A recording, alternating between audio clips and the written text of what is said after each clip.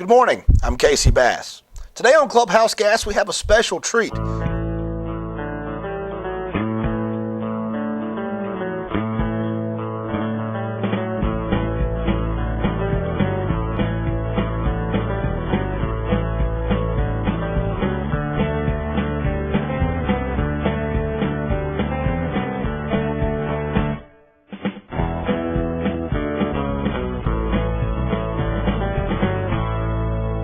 I'm Casey Bass reporting for Clubhouse Gas. Puberty is something that affects us all. Well, if you're an adult, you've already been through it. But what's it doing to your kid? And how's it affecting their youth sports potential and future? We're going to talk to Dr. Joy Maxey today. She's a pediatrician. And she's going to tell us, number one, how early should kids start working out? When they start working out, how should they do that? Finally, how to treat sports-related injuries. All that and more today on Clubhouse Gas. Would you consider children doing push-ups pre-puberty to be an adequate weight load for them? That would be an adequate weight load, and it would be something that would be useful for them to do because in that particular kind of a sequence, you're looking at both concentric and eccentric types of exercise. Stick your thumbs up the shaft, and that can help with control, so you make easier and better passes and shots. Understood. And this, it can't be, if you have a ball in here, you can't see the bottom under that, otherwise it's illegal. What is the prime age to start playing golf? And then once you start your child playing golf at that young age, how do you keep them interested? How do you keep them going after it? Well, we're joined today by noted youth golf teacher, Matt Adams. Matt, thanks for joining us. Thank you very much for having me, Casey. Larry Nelson and Tiger Woods, future Hall of Famer, of course. Larry Nelson, a Hall of Famer, starting late and early in life, and they both wind up in the Hall of Fame. I think that the fact when you start is not necessarily the yardstick as far as how well you will play, but what you do once you start playing. You're in the stretch position.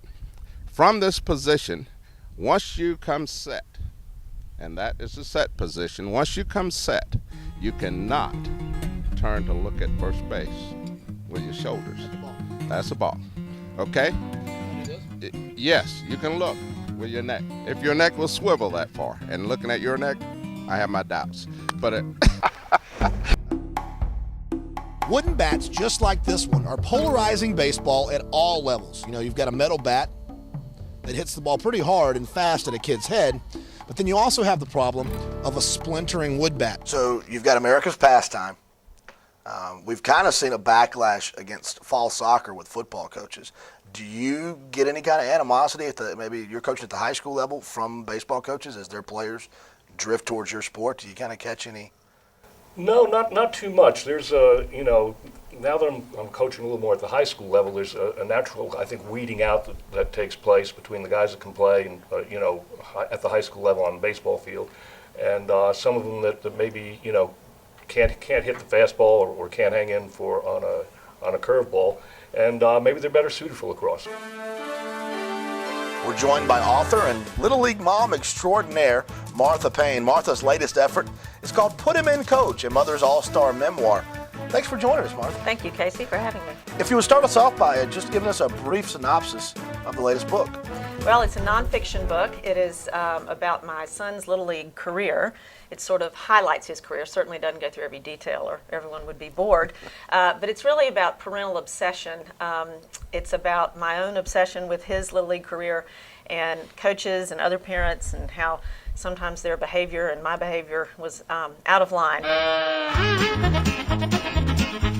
I'm here with GQ, who's got about 2 packs of bubble gum in his mouth. GQ, how's it going, baby? I have more. Wait. It's going good. How much bubble gum are you chewing right now? Is it bubble gum or is it Big League Chew? It is Big League Chew. How many handfuls of Big League Chew is in your mouth currently? Well, let me see how much. Just about the entire. Let me see. This is what we have left of the Big League Chew, which started off at 60 grams. We have 3 grams left. So currently GQ has 57. Wow, he's a scholar also. 57 grams of Big League Chew in his mouth.